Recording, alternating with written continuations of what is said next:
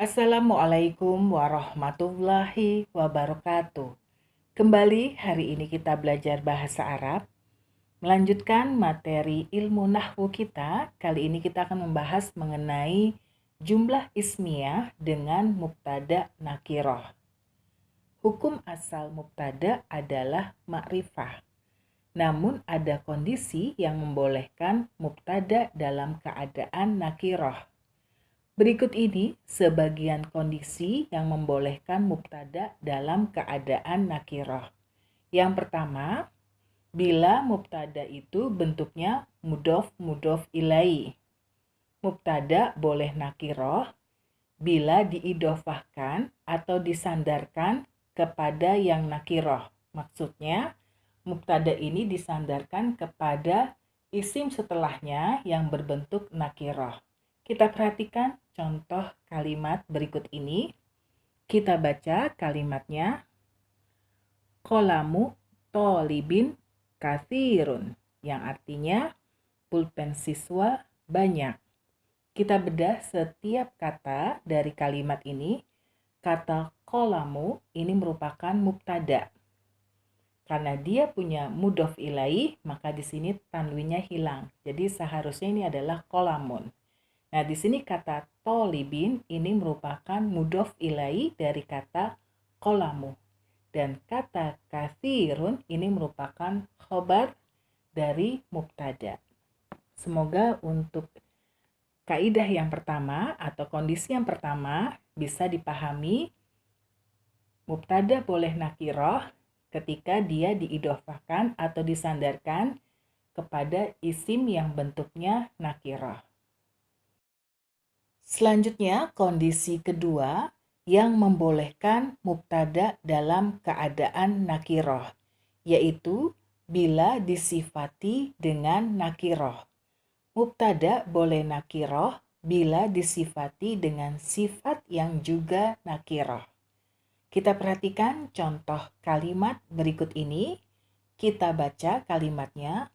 Qalamun jadidun rohisun, yang artinya pulpen yang baru murah. Kita bedah setiap kata dari kalimat ini. Kata qalamun ini merupakan mubtada. Kata jadidun ini merupakan na'at bagi mubtada. Lalu kata rohisun ini merupakan khobar untuk mubtada. Jadi pada kalimat ini mubtadanya boleh nakiroh karena sifatnya juga nakiroh. Selanjutnya, kondisi ketiga yang membolehkan mubtada dalam keadaan nakiroh, yaitu bila mubtadanya diakhirkan, maksudnya terletak di akhir. Mubtada biasanya terletak di depan. Bila diakhirkan, maka ia boleh nakiroh. Syaratnya, yang mendahuluinya adalah sibhul jumlah. Sibhul jumlah itu maksudnya adalah jar majrur dan zorof. Kita perhatikan contoh kalimat berikut ini. Nah, di sini ada dua kalimat. Kita baca untuk kalimat yang pertama, li uhtun. Ini artinya saya mempunyai saudari atau saya mempunyai seorang saudari. Kita akan bedah setiap kata dari kalimat ini. Li ini merupakan huruf jar dan isim majrurnya. Isim majrurnya ini adalah ya sukun. Ini merupakan domir kepemilikan untuk domir ana. Nah, di sini jar majrurnya ini kedudukannya pada kalimat ini sebagai khobar. Maka dia terletak di depan. Sedangkan kata uhtun ini merupakan mubtada yang terletak di akhir kalimat.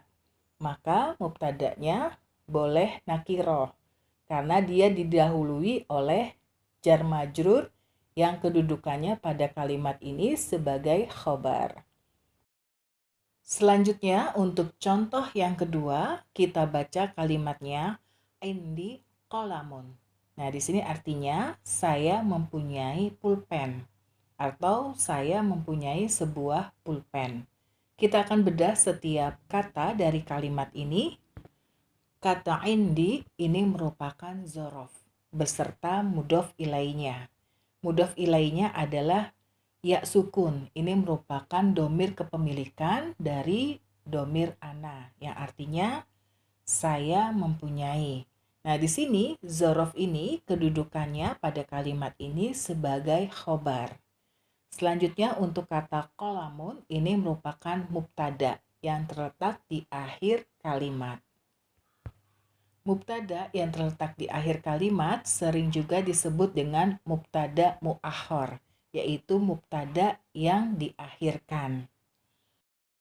Selanjutnya kondisi keempat yang membolehkan mubtada dalam keadaan nakiroh, yaitu bila mubtadanya didahului oleh nafi atau istifham.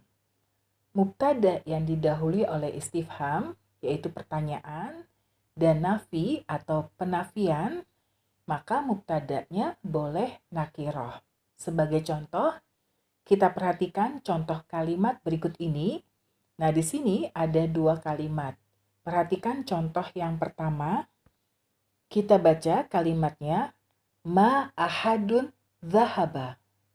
Tidak ada seorang pun pergi. Nah, di sini kita akan bedah setiap kata dari kalimat ini. Ma di sini adalah ma untuk penafian, ma nafi yang artinya tidak. Lalu ahadun ini merupakan mubtada. Lalu kata zahaba ini merupakan fi'il madi yang kedudukannya pada kalimat ini sebagai khobar. Nah, ini sudah kita pelajari pada video khobar majemuk, di mana khobarnya ini berbentuk jumlah fi'liyah. Selanjutnya untuk kalimat yang kedua, hal ahadun fil fasli, yang artinya apakah ada seseorang di kelas.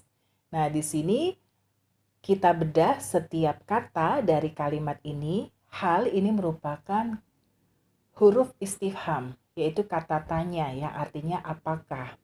Lalu kata ahadun ini merupakan mubtada. Lalu fi ini adalah huruf jar. Al-fasli ini merupakan isim majrur. Nah, di sini khobarnya berbentuk jar majrur, yaitu fil fasli. Selanjutnya kondisi kelima yang membolehkan mubtada dalam keadaan nakiroh, yaitu bila mubtadanya bermakna umum. Bila mubtadanya bermakna umum, mencakup semua jenis, maka ia boleh nakiroh. Sebagai contoh, kita perhatikan contoh kalimat berikut ini.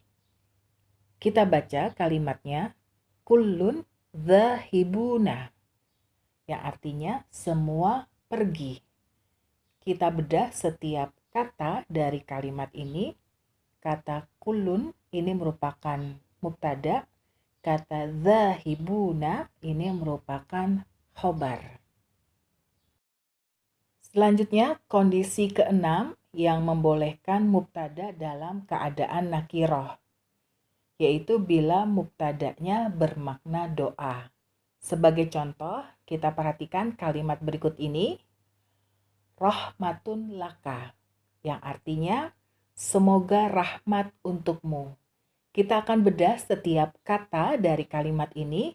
Kata rahmatun ini merupakan mubtada, dan kata laka ini merupakan huruf jar dengan isim majrur. Nah, di sini huruf jarnya adalah huruf lam. Ini asalnya ada li. Karena dia bertemu dengan domir, maka dia berubah menjadi fathah. Sedangkan untuk domir ka-nya, ini adalah isim majrurnya. Jadi jar majrur pada kalimat ini kedudukannya sebagai khobar. Selanjutnya kondisi ketujuh yang membolehkan mubtada dalam keadaan nakiroh, yaitu bila didahului oleh laula. Bila mubtadanya didahului oleh laula, maka mubtada boleh nakiroh. Sebagai contoh, kita perhatikan contoh kalimat berikut ini. Kita baca kalimatnya, laula kitabatun la do'a ilmun kathirun, yang artinya kalau tidak ada tulisan, niscaya telah hilang banyak ilmu. Kita bedah setiap kata dari kalimat ini. Laula ini merupakan huruf syarat. Lalu kata kitabatun ini merupakan mubtada. Dan kata la doa, la-nya di sini merupakan lam jawab, dan doa ini merupakan fiil madi, dan kata ilmun ini merupakan fa'il, dan kata kathirun ini merupakan na'at. Khobar pada kalimat ini bentuknya adalah jumlah fi'liyah, yaitu la doa ilmun. Selanjutnya kondisi ke-8 yang membolehkan mubtada dalam keadaan nakiroh, yaitu bila mubtadanya menjadi amil bagi kata setelahnya, ia boleh nakiroh. Sebagai contoh kita perhatikan kalimat berikut ini, ito'amun miskinan hasanatun, yang artinya memberi makan orang miskin itu baik. Kita akan bedah setiap kata dari kalimat ini. Kata ito'amun ini merupakan mubtada. Lalu kata miskinan ini merupakan maf'ul bih. Pada kalimat ini, mubtada menjadi amil bagi kata setelahnya, yaitu kata setelahnya adalah miskinan. Nah, di sini kata ito'amun ini maknanya dia seperti fiil, yaitu memberi makan. Ini adalah bentuk masdar dari fiil atau ama, yang artinya masdar itu boleh sama dengan arti fiilnya. Hanya saja masdar itu tidak terikat dengan waktu, karena masdar itu bentuknya isim. Cuma secara makna di sini kata ini maknanya seperti fiil sehingga dia membutuhkan maf'ul bih atau objek. Maka di sini kata ito'amun yang bentuknya masdar, kedudukannya pada kalimat ini sebagai mubtada, dia boleh nakiroh. Dan kata miskinan ini kedudukannya pada kalimat ini sebagai maf'ul bih dari kata ito'amun. Selanjutnya untuk kata hasanatun ini merupakan khobar. Jadi untuk mubtada yang maknanya seperti makna fi'il, dia bisa beramal untuk kata setelahnya. Pada kalimat ini, kata setelahnya maksudnya adalah mubtada ini membutuhkan maf'ul bih, yaitu objek, untuk melengkapi maknanya. Demikian materi kita mengenai beberapa kondisi yang membolehkan mubtada dalam keadaan nakiroh. Semoga materi ini bisa dipahami dan semoga materi ini bermanfaat. Assalamualaikum warahmatullahi wabarakatuh.